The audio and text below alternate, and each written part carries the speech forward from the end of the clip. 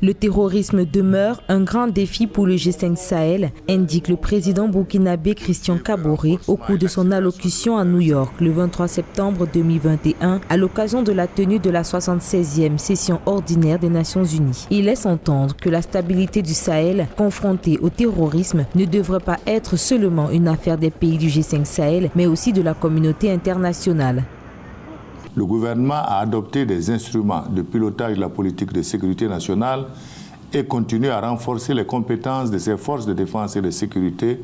pour une efficacité opérationnelle satisfaisante. Tout sera mis en œuvre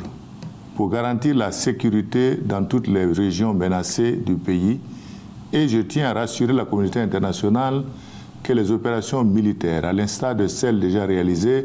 seront menées dans le strict respect des droits humains et en conformité avec les engagements internationaux du Burkina Faso dans ce domaine.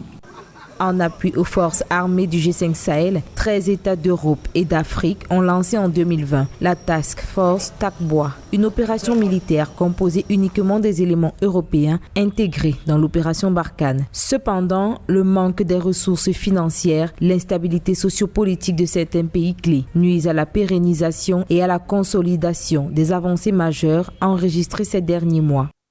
Pour l'heure, je salue les efforts de coordination et de coopération des États membres de la communauté économique des États de l'Afrique de l'Ouest dans notre lutte commune contre le terrorisme. La nomination par la 59e session de la conférence des chefs d'État de M. Mahamadou Issoufou, ancien président de la République du Niger, et de M. Nana Addo Dankwa Akufo-Addo, président de la République du Ghana, comme champion de la mobilisation des ressources pour le plan d'action 2020-2024 pour l'éradication du terrorisme dans la région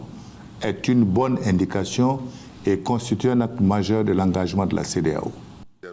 Pour le président Kaboré, pour garantir la paix et la sécurité dans la région, il est nécessaire, voire urgent, pour la communauté internationale et particulièrement le Conseil de sécurité, de soutenir les pays du G5 Sahel dans la lutte contre le terrorisme à travers le renforcement des capacités, des apports financiers et humains.